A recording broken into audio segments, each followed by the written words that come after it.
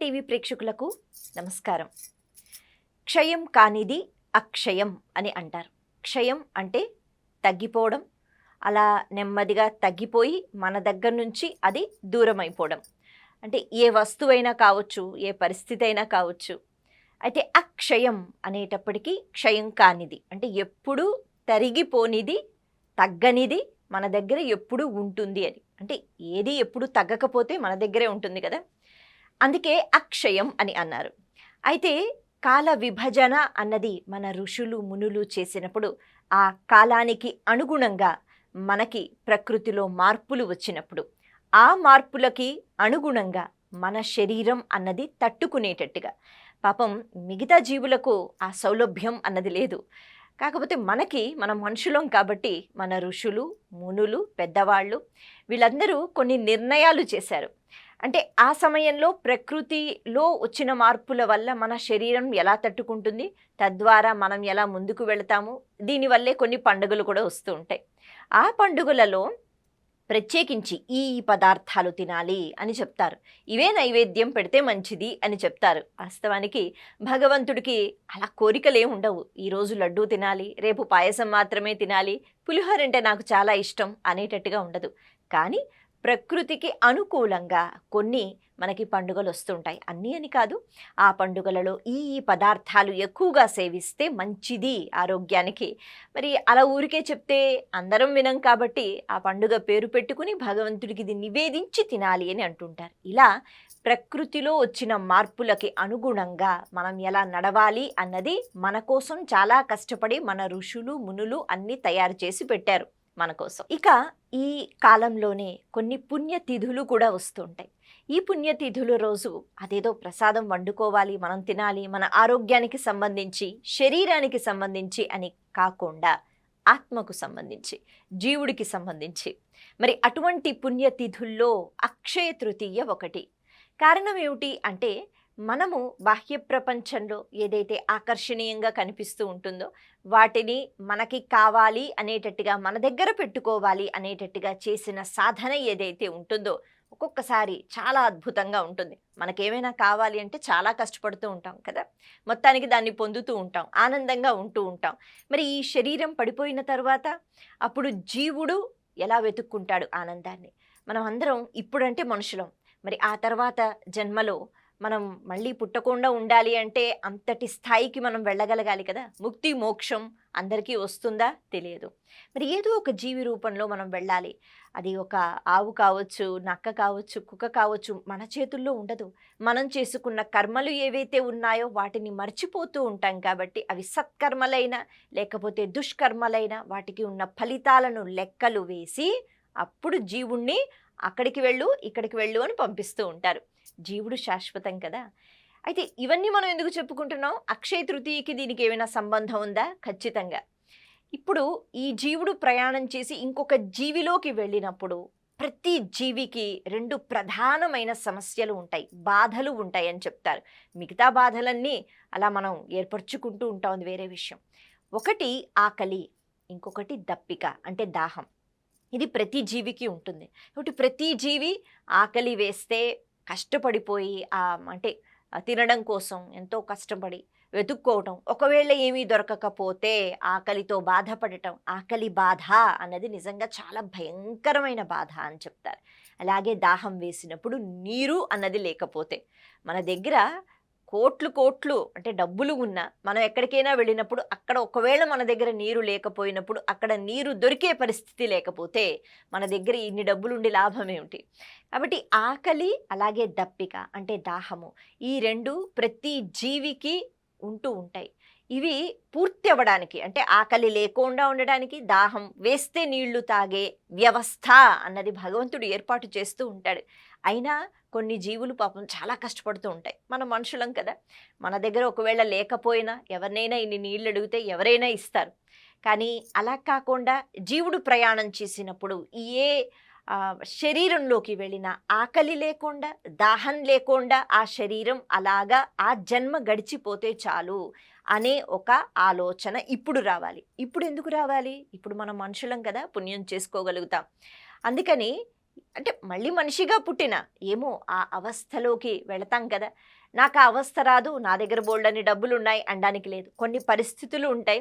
ఆ పరిస్థితులు ఎలా వస్తాయి అంటే మన దగ్గర ఉన్న డబ్బు, మన దగ్గర ఉన్న చదువు, అధికారం ఇవేం పనికిరావు. కాబట్టి ఏ పరిస్థితిలో మనకి ఏది అందాలో అది అందగలిగితే ఇంకా అంతకన్నా అద్భుతం ఇంకేముంది. కాబట్టి ఈ అక్షయ తృతీయ తిథి రోజు ఎంత దానం చేస్తే అంత అక్షయంగా ఆ పదార్థాలు ఎప్పుడూ మనతో ఉంటాయి, ఈ జన్మలోనూ లేకపోతే మళ్ళా వచ్చే జన్మల్లోనూ. అందుకే క్షయం కానిది అక్షయం, కాబట్టి అక్షయ తృతీయ రోజు దానాలు చెయ్యాలి అని చెప్పారు. ఏం దానం చెయ్యాలి అంటే ముఖ్యంగా అన్నదానము, అలాగే ఈ అంటే నీళ్లు. వైశాఖ మాసం కదా, బాగా ఎండాకాలం కాబట్టి బాగా దాహం వేస్తూ ఉంటుంది. అందుకే కొన్ని ప్రదేశాలలో ఎక్కడైతే అంతగా బాటసార్లు వెళుతున్నప్పుడు వాళ్ళకి నీరు తాగే అవసరం వచ్చినప్పుడు నీరు అన్నది దొరకదు, కాబట్టి అటువంటి ప్రదేశాలలో ఇలా నీటిని దానం చేయమన్నారు, అన్నదానం చేయమన్నారు, కుదిరితే వస్త్రదానం. అయితే అప్పట్లో ఆ రోజుల్లో చాలామందికి వేసుకోవడానికి చెప్పులు కూడా ఉండేవి కాదు, కాబట్టి పాదరక్షలు అంటే చెప్పులు ఇవి కూడా దానం చేస్తూ ఉండేవారు. ఎందుకంటే బయటికి వెళ్ళేటప్పుడు చెప్పులు ఉండాలి కదా ఈ ఎండాకాలంలో. గొడుగులు దానం చేస్తూ ఉండేవారు. ఇంకా చెప్పాలి అంటే కొత్త కుండలు కొని ఆ కొత్త కుండలో ముందు రోజే నీరు పోసి ఆ రోజంతా ఉంచి మట్టి వాసన లేకుండా అక్షయ తృతీయ రోజు ఆ కుండలో మళ్ళీ నీళ్లు నింపి చక్కగా ఆ నిండు కుండని దానం చేస్తూ ఉండేవారు. ఎక్కువగా పేదవాళ్ళకనమాట, అన్నీ ఉన్నవాళ్ళకని కాదు. అలా దానం చేస్తే చక్కగా కుండలో నీరు ఆరోగ్యకరం, అలాగే చల్లగా ఉంటుంది. ఈ సమయంలో ఈ వేసవిలో ఆ ఎండ బాధ అన్నది తట్టుకునేటట్టుగా, అంటే ఈ సమయంలో ప్రకృతిలో వచ్చిన మార్పుల వల్ల మనిషికి ఏది అవసరమో అలాగే పశువులకి కూడా. కాబట్టి అవి మనం ఇవ్వగలిగితే, అవి మనం దానం చేయగలిగితే స్తోమతకి తగ్గట్టుగా మజ్జిగ ఇవ్వటము, పానకం ఇవ్వటము ఇలాంటివన్నమాట. ఈ విషయాల గురించి చెప్పారే కానీ నేడు మనకి ఏ రకంగా అయిపోయిందంటే అక్షయ తృతీయ అన్న వెంటనే బంగారం అన్న మాట మాత్రమే వినిపిస్తోంది. బంగారం కొనుక్కోవాలి, బంగారం కొనుక్కోవాలి, ఉన్నా కొనుక్కోవాలి, లేకపోయినా అప్పు చేసైనా కష్టపడైనా ఎంతో కొంత ఒక చిన్న కాసైనా కొనుక్కోవాలి. కారణం ఏమిటి ఎవరికీ తెలియదు, ఆ మాట అలా వచ్చేసింది. అక్షయ తృతీయ అన్న వెంటనే బంగారం కొనుక్కోవడం మాత్రమే గుర్తొస్తుంది, దాన ధర్మాలు గుర్తుకు రావడం లేదు. కానీ క్షయం కాకుండా ఎప్పుడూ మన దగ్గర ఉండేటట్టుగా, మనకి ఏది ఎప్పుడు అవసరమో అది ఉండేటట్టుగా మనం పొందాలి అంటే మనం కూడా సాధన చెయ్యాలి కదా, పుణ్యం చేసుకోవాలి కదా. మనం ఏ కర్మ చెయ్యకుండా అలా కూర్చుంటే భగవంతుడు అన్నీ ఇస్తాడా? కష్టపడితేనే కదా. అలా కూర్చుని అనే ఆహార పదార్థాలు మన దగ్గరకు వచ్చేయాలి అంటే వచ్చేస్తాయా? మనం లేచి వంట చెయ్యాలి, కాయగూరలు తరుక్కోవాలి, అవి వెయ్యాలి. అలా మనం తయారు చేస్తే అప్పుడు ఆ పదార్థం అన్నది మన దగ్గరకు వస్తుంది. అందుకని ప్రతి విషయానికి కష్టపడాలి. కాబట్టి ఈ ఆకలి అన్నది లేకుండా, అంటే ఆకలి వేసి అలమటించిపోయి జీవుడు అటు ఇటు వెతుక్కునే స్థితి రాకుండా, దాహం వేస్తోంది ఒక చుక్క నీరు లేదు అని అనకుండా, అలాగే వస్త్రానికి లోటు లేకుండా, అలాగే ఏ కష్టం వచ్చినా ఆ కష్టానికి ఒక మార్గం కనిపించేటట్టుగా, ఇవన్నీ ఎప్పుడు క్షయం కాకుండా, అంటే అవి తగ్గిపోకుండా లేకపోతే ఆగిపోకుండా ఉండాలి అంటే అక్షయ తృతీయ తిథి అన్నది అద్భుతమైన తిథి. కాబట్టి ఈ తిథి రోజు మనకి గుర్తుకు రావాల్సింది కేవలం దానం, దానం, దానం.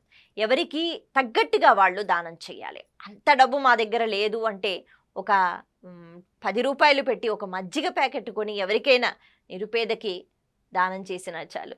అయితే ఈ బంగారం మాట ఎందుకు వచ్చింది అంటే, ఇదివరకు బంగారము అందరి దగ్గర చాలా ఎక్కువగా ఉంటూ ఉండేది. అంటే పాతకాలం మాట నేను చెప్తున్నాను. ఆ సమయంలో బంగారము అందరి దగ్గర కొంచెం ఎక్కువగానే ఉండేది. బంగారము చాలా అందుబాటులోనూ ఉండేది. అంటే చెప్తూ ఉండేవారు కదా, రాజుల కాలంలో ఆ బంగారము లేకపోతే వజ్ర వైఢూర్యాలు అన్నీ చక్కగా సంతలో ఇప్పుడు మనకి ఏ రకంగా అయితే కూరగాయలు కొనుక్కుంటున్నామో అలా అమ్ముతూ ఉండేవారు అని. అటువంటి వైభవం అప్పుడు ఉండేది. బంగారం కొనుక్కునే స్తోమత చాలామందికి ఉండేది. అందుకని అందరూ ఏం చేసేవారు, అక్షయ తృతీయ రోజు బంగారం కొని దానం చేసేవారు. ఇప్పటికీ మనకు ఆ స్తోమత ఉంటే బంగారం కొని దానం చెయ్యాలి. కానీ ఇప్పుడు బంగారం కొనడం వరకే మనం వింటున్నాం, అది దానం కోసం కాదు. ఎలాగైనా బంగారం కొనుక్కుని మనం వేసేసుకోవాలి. కానీ ఏ శాస్త్రంలోనూ లేకపోతే ఏ మహర్షి కానీ, ఏ మహాముని కానీ, ఏ మహాభక్తుడు కానీ, ఏ దైవ స్వరూపం కానీ బంగారం కొనుక్కుని వేసుకోవాలి అక్షయ తృతీయ రోజు అని చెప్పలేదు. ఈ మాట ఎందుకొచ్చింది? బంగారం కొని దానం చేసేవారు కాబట్టి. అలా దానం చేసేవారు కాబట్టి కొనేవారు. అందుకని ఇప్పటికీ బంగారము, వెండి కొని దానం చేసే స్తోమత ఉంటే ఖచ్చితంగా బంగారం కొనుక్కోవచ్చు. అలా కొని దానం చేస్తే ఖచ్చితంగా ఐశ్వర్యం అన్నది ఏదైతే ఉందో అది బాగా రెట్టింపేమిటి ఇంకా ఎక్కువ అవుతూ ఉంటుందన్నమాట. అంతే కదా, మనం ఎంత దానం చేస్తాం, ఎంత ఇస్తే అంత ఎప్పుడు మనకి ఆ పదార్థానికి లోటు ఉండదు. ఇక్కడ బంగారము అంటే కేవలం ఆ బంగారము ఆభరణాలు అన్నది కాదు, మన దగ్గర ఉన్న సంపద, ఐశ్వర్యం. అందుకని ఎంత దానం చేస్తే అంత మంచిది. అందులోనూ అక్షయ తృతీయ రోజు దాన ధర్మాలు అన్నవి ఖచ్చితంగా చెయ్యండి. మిగతా తిథుల కన్నా ఈ తిథికి ఉన్న ప్రాముఖ్యత అది.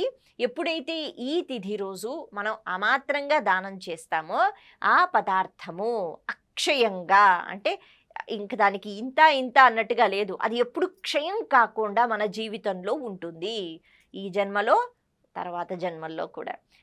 ముఖ్యంగా మనిషికి కావాల్సింది ఏమిటి అంటే నీరు, అలాగే తినటానికి అన్నం, ఒకవేళ మనం మళ్ళీ మనిషిగా పుడితే వస్త్రాలు, ఇలా అన్నమాట.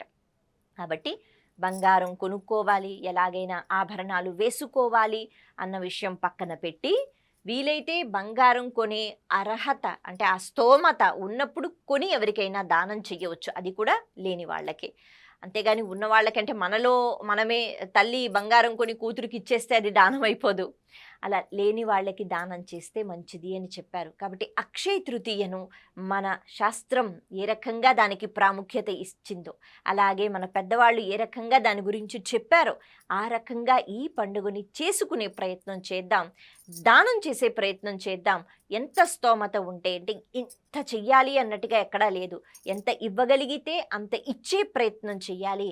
అది క్షయం కాకుండా ఆ పదార్థాలన్నీ మన జీవితంలో ఎప్పుడూ ఉంటూ ఉంటాయి. అది కేవలం మనకే కాదు, మన వంశానికి కూడా, అంటే మన పిల్లలకి, వాళ్ళ పిల్లలకి కూడా శ్రీరామ రక్షగా ఉంటుంది.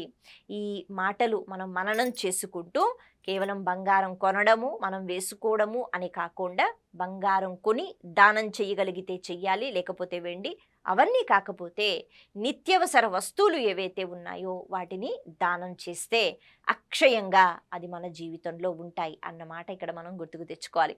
ఆ విధంగానే ఈ పండుగని మనం చేసుకుందాం. మరొకసారి మీ అందరికీ అక్షయ తృతీయ శుభాకాంక్షలు. నమస్తే.